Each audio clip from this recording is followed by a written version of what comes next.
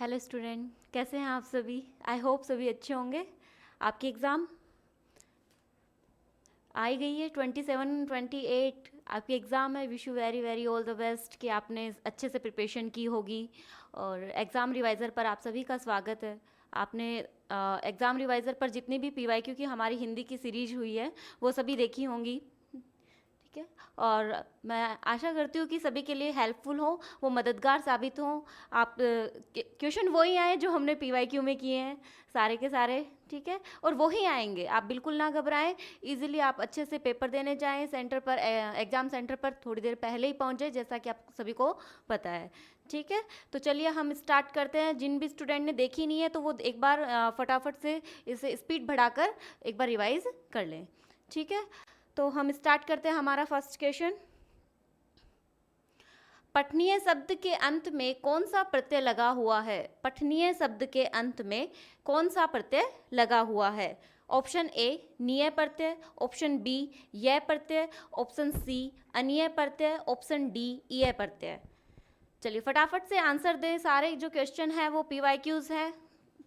पठनीय शब्द के अंत में कौन सा प्रत्यय लगा हुआ है? निय प्रत्यय, अनिय प्रत्यय, यह प्रत्यय, ईय प्रत्यय। बताएं कौन सा प्रत्यय लगा हुआ है पठनीय शब्द के अंत में? ऑप्शन सी अनिय प्रत्यय, ठीक है। नोटबुक लेकर बैठे कि कौन सा क्वेश्चन हमारा सही हो रहा है, कौन सा क्वेश्चन गलत हो रहा है, उसका एक बार जांच करते रहें फटाफट से, ठीक है। अड़ियल शब्द के अंत में कौन सा प्रत्यय लगा हुआ है? अड़ियल शब्द के अंत में कौन सा प्रत्यय लगा हुआ है?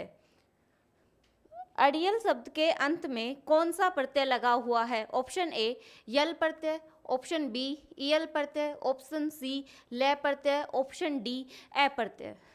अड़ियल शब्द के अंत में कौन सा प्रत्यय लगा हुआ है? यल, ईयल, लय, ए। उपसर्ग और प्रत्यय आपने अच्छे से रिवाइज कर लिए होंगे। जो आपके हिंदी के 10-11 लगभग क्वेश्चन पूछे जाएंगे उनमें उपसर्ग और प्रत्यय से चांसेस हैं कि पूछे जाएंगे क्वेश्चन। कौन सा प्रत्यय लगा हुआ है? ईयल प्रत्यय, ऑप्शन बी। अगला क्वेश्चन, कौन से शब्द में इक प्रत्यय नहीं है? कौन से शब्द में इक प्रत्यय नहीं है? कौन से शब्द में इक प्रत्यय नहीं है? ऑप्शन ए कायिक, ऑप्शन बी मासिक, ऑप्शन सी भाषिक और ऑप्शन डी कटंकित। कौन से शब्द में इक प्रत्यय नहीं है? कायिक, मासिक, भाषिक, कटंकित। Option D is the right answer. कटंकित शब्द में इक प्रत्यय नहीं है। अगला क्वेश्चन, कौन से शब्द में ईय प्रत्यय नहीं है? कौन से शब्द में ईय प्रत्यय नहीं है? ऑप्शन ए जातीय, ऑप्शन बी कनौजीय, ऑप्शन सी भवदीय और ऑप्शन डी मानवीय। जातीय, कनौजीय, भवदीय, मानवीय, कौन से शब्द में ईय प्रत्यय नहीं है? जातीय, कनौजीय, भवदीय, मानवीय, कौन से शब्द में इक प्रत्यय नहीं है? बताएं। ईय प्रत्यय नहीं है। ऑप्शन बी कनौजीय शब्द में ईय प्रत्यय नहीं है। अगला क्वेश्चन, धनेरा शब्द में कौन सा प्रत्यय है?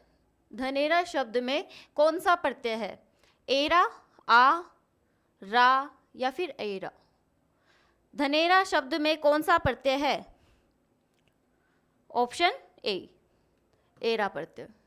अगला क्वेश्चन, इंद्रियातीत शब्द में कौन सा समास है? इंद्रियातीत शब्द में कौन सा समास है? मैंने पहले भी बताया था, संधि, समास, उपसर्ग, प्रत्यय, मुहावरे, लोकोक्ति, ये ऐसे टॉपिक हैं जहां से क्वेश्चन आने के सबसे ज़्यादा चांसेस हैं। इंद्रियातीत शब्द में कौन सा समास है? बताएं। संप्रदान तत्पुरुष, अपादान तत्पुरुष, कर्म तत्पुरुष, अधिकरण तत्पुरुष। सबको ये सब ऑप्शन में तत्पुरुष समास तो है, लेकिन कौन सा समास है तत्पुरुष भी? संप्रदान है, अपादान है, कर्म है या अधिकरण है? इंद्रियातीत शब्द में कौन सा समास है? ऑप्शन बी अपादान तत्पुरुष। कौन सा समास है? अपादान तत्पुरुष, ठीक है। अगला क्वेश्चन, चंद्रमुख शब्द में कौन सा समास है? चंद्रमुख शब्द में कौन सा समास है?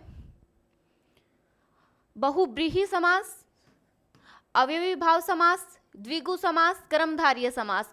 चंद्रमुख शब्द में कौन सा समास है? चंद्रमुख शब्द में कौन सा समास है? बहुब्रीहि समास, अव्ययीभाव समास, द्विगु समास, कर्मधारय समास।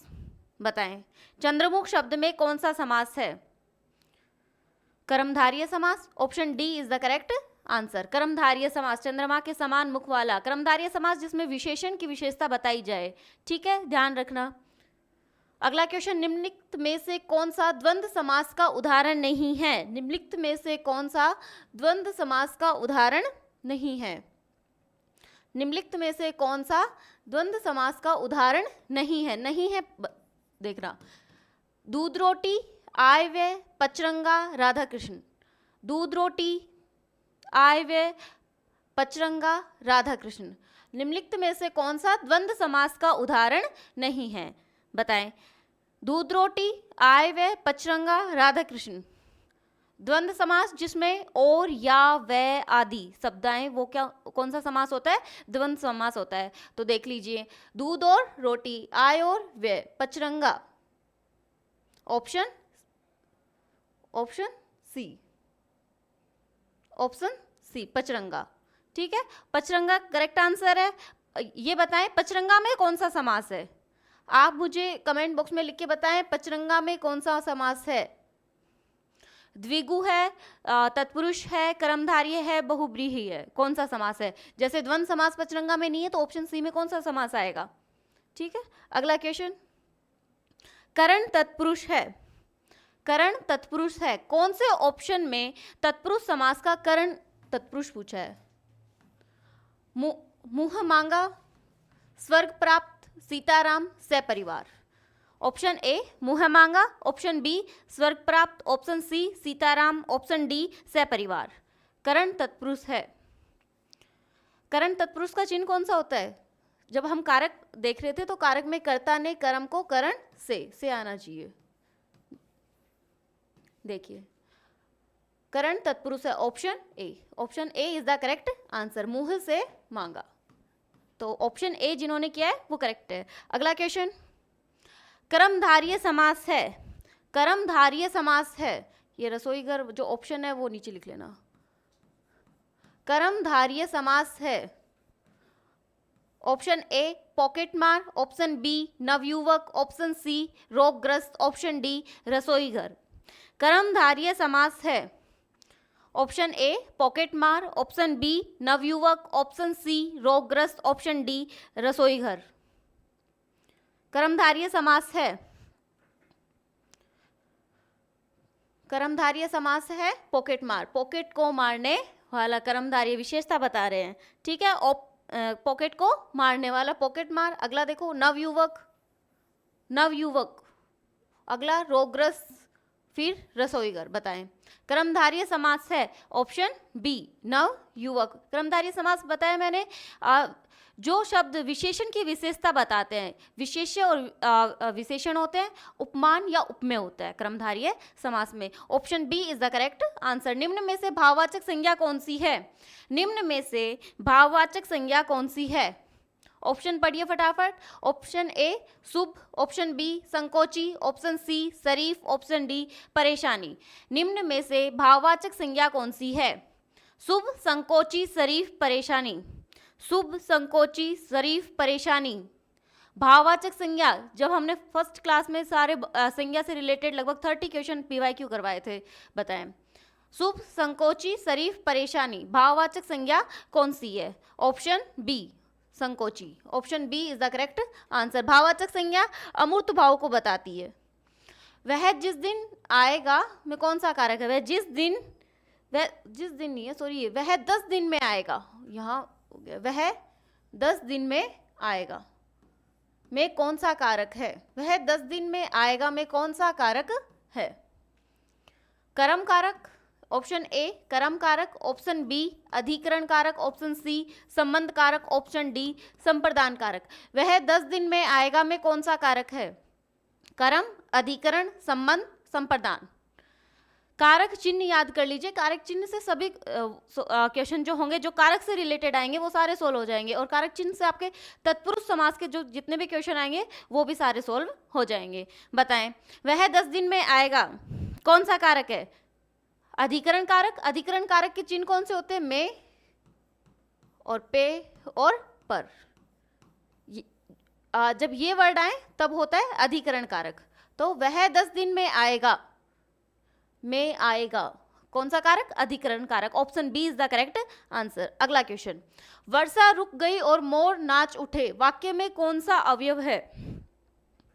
वर्षा रुक गई और मोर नाच उठे, वाक्य में कौन सा अव्यय है? वर्षा रुक गई और मोर नाच उठे। सबसे पहले तो आप मुझे बताएं अव्यय कितने होते हैं? कितने होते हैं? 4। वर्षा रुक गई और मोर नाच उठे, कौन सा अव्यय है? विस्मयादि बोधक, समुच्चय बोधक, संबंध बोधक, क्रिया विशेषण। ये चारों के नाम यहाँ लिखे हुए हैं। अव्यय के 4 प्रकार होते हैं, विस्मयादि बोधक, समुच्चय बोधक, संबंध बोधक, क्रिया विशेषण। हमें ये सेंटेंस पढ़ना है और इसके हिसाब से बताना है कि इस सेंटेंस में कौन सा अव्यय का प्रयोग किया गया है। वर्षा रुक गई और मोर नाच उठे, वर्षा रुक गई और मोर नाच उठे, वाक्य में कौन सा अव्यय है? ऑप्शन बी, समुच्चय बोधक। समुच्चय का अर्थ होता है जोड़ना, जो 2 वाक्यों को जोड़ते हैं वो होते हैं समुच्चय बोधक। वर्षा रुक गई और मोर नाच उठे, वाक्य में कौन सा अव्यय है? समुच्चय बोधक अव्यय है। ठीक है, अगला क्वेश्चन, हुतासन पर्यायवाची है। हुतासन पर्यायवाची है। हुतासन पर्यायवाची है, यानी हुतासन जो शब्द है वो किसका पर्यायवाची है? ऑप्शन पढ़ के बताएं। अखंड, अचेत, अखंड, अचेत, यह अग्नि।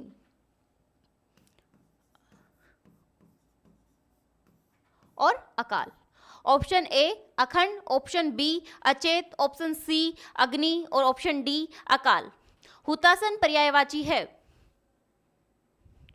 अखंड, अचेत, अग्नि, अकाल। तो हुतासन किसका पर्यायवाची है? अग्नि का। Option C. हुतासन किसका पर्यायवाची है? अग्नि का। ऐसा एग्जाम में पूछा गया क्वेश्चन है। अगला, अरण्य। अरण्य शब्द का पर्यायवाची नहीं है। ये अरण्य नहीं है, ये है अरण्य। अरण्य शब्द का पर्यायवाची नहीं है, नहीं पूछा है। अरण्य शब्द का पर्यायवाची नहीं है, बताएं। ऑप्शन ए कांतार, ऑप्शन बी कानन, ऑप्शन सी विपिन, ऑप्शन डी बाजी। ऑप्शन ए कांतार, ऑप्शन बी कानन, ऑप्शन सी विपिन, ऑप्शन डी बाजी। अरण्य शब्द का पर्यायवाची नहीं है बाजी। बाजी किसका है? अश्व, घोड़े का पर्यायवाची है बाजी। अरण्य शब्द का पर्यायवाची क्या नहीं है? बाजी नहीं है। बाकी कांतार, कानन, विपिन ये सारे अरण्य, जंगल के पर्यायवाची हैं। अगला क्वेश्चन, आंसू शब्द के पर्यायवाची हैं। आंसू शब्द के पर्यायवाची हैं नयन, नयन नीर, मैं लिख देती हूँ, नयन नीर। आंसू शब्द के पर्यायवाची हैं नयन नीर, नेत्र नीर,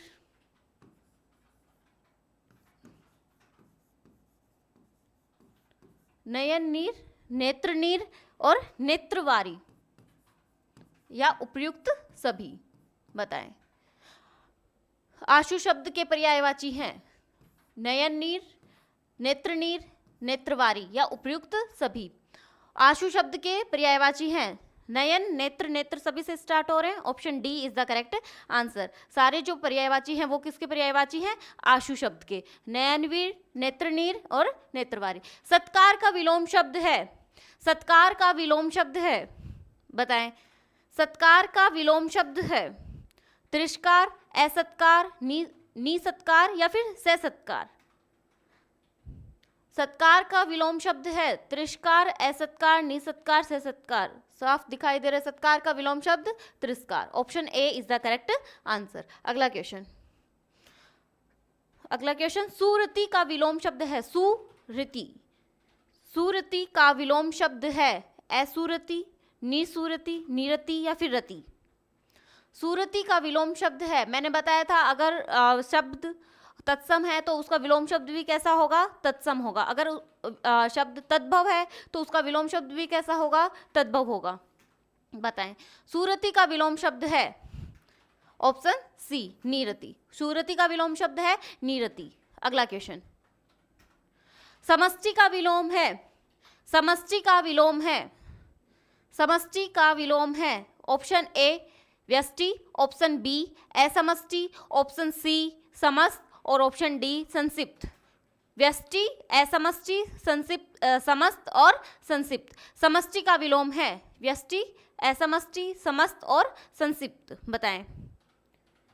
समष्टि का विलोम शब्द है व्यष्टि, option A. Option A is the correct answer. समष्टि का विलोम शब्द कौन सा है? व्यष्टि। अगला क्वेश्चन। विरल का विलोम शब्द है, विरल का विलोम शब्द है विरत, सघन, रत, अविरल।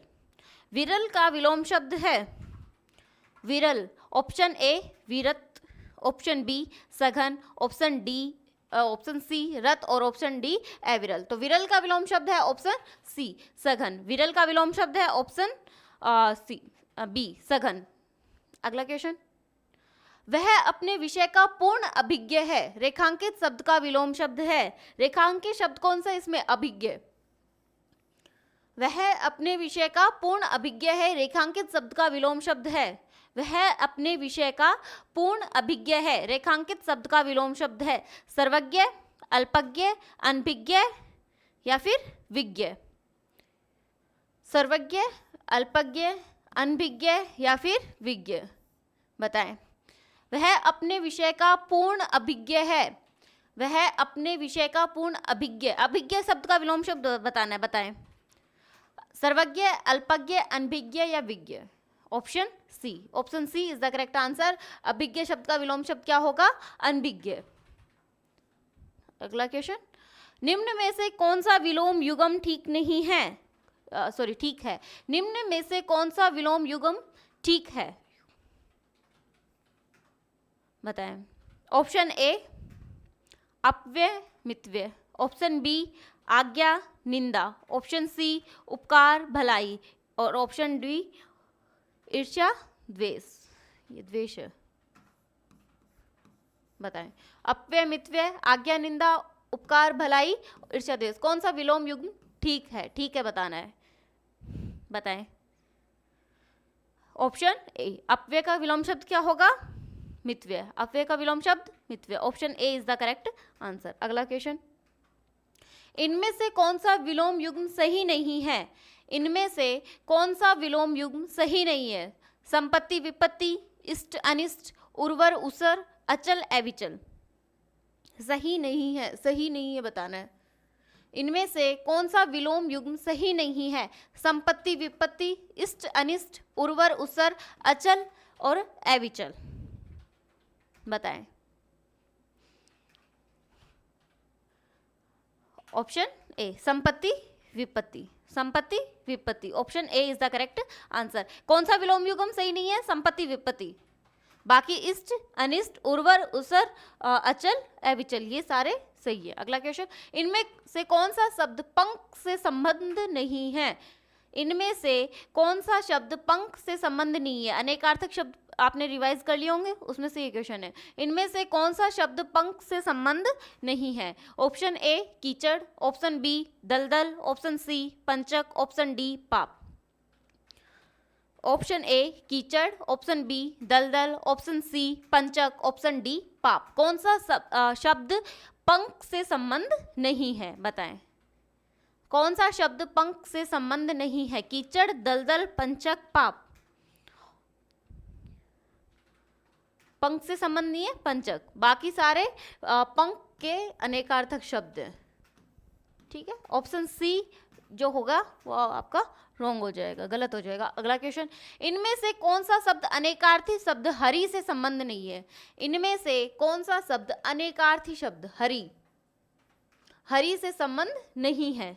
बताना है। बताएं। इनमें से कौन सा शब्द अनेकार्थी शब्द हरि से संबंध नहीं है? Option A Vishnu, option B बंदर, सी सूर्य, डी नदी। बताएं। हरि से संबंधित नहीं है। विष्णु, हरि, बंदर, सूर्य, नदी। तो नदी जो है वो हरि से संबंधित नहीं है। ऑप्शन डी वाला जो नदी जो है वो आपका करेक्ट आंसर हो जाएगा। अगला क्वेश्चन। खर शब्द का निम्नांकित में से एक अर्थ नहीं है। खर शब्द का निम्नांकित में से एक अर्थ नहीं है। खर नहीं है। ऑप्शन पढ़िए। ऑप्शन ए गदा, ऑप्शन बी बाण, ऑप्शन सी तिनका या फिर एक राक्षस। खर शब्द का निम्न में से कौन सा अर्थ नहीं है? गदा, बाण, तिनका, एक राक्षस। ऑप्शन सी तिनका, तिनका जो है वो खर शब्द का अर्थ नहीं है। बाकी गधा, बाण और एक राक्षस जो है वो खर शब्द के अर्थ है। ठीक है, अगला देखिए। वह समय जो दोपहर के बाद आता है, वह समय जो दोपहर के बाद आता है, जो दोपहर के बाद आता है, अपराह्न, मध्याह्न, पूर्वाह्न या अनुग्रहित। अनुग्रहित तो वैसे ही रुक जाएगा, बताएं आप इनमें से। अपराह्न, मध्याह्न, पूर्वाह्न। वह समय जो दोपहर के बाद आता है उसे क्या कहा जाता है? वह समय जो दोपहर के बाद आता है, वह समय जो दोपहर के बाद आता है। ऑप्शन ए अपराह्न, वह समय जो दोपहर के बाद आता है। ऑप्शन ए सही है, अपराह्न, उसे कहते हैं अपराह्न। जिस पर अभियोग लगाया गया हो, जिस पर अभियोग लगाया गया हो। अभिनेत्री, अभियोगी, अभियुक्त, अभिशप्त। जिस पर, वाक्यांश के लिए एक शब्द है, जिस पर अभियोग लगाया गया हो, जिस पर अभियोग लगाया गया हो। अभिनेत्री, अभियोगी, अभियुक्त और अभिशप्त, बताएं। जिस पर अभियोग लगाया गया हो। अभियोगी, ऑप्शन बी अभियोगी, जिस पर अभियोग लगाया गया हो, अभियोगी। ठीक है,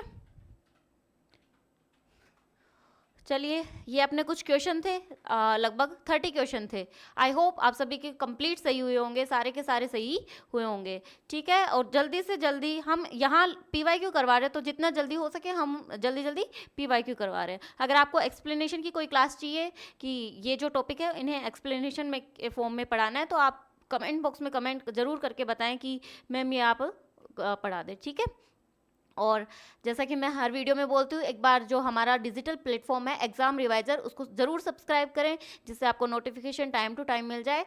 और लाइक करें, अगर आपको वीडियो पसंद आई हो तो एब्सोल्युटली लाइक करें आप। ठीक है, और थैंक यू।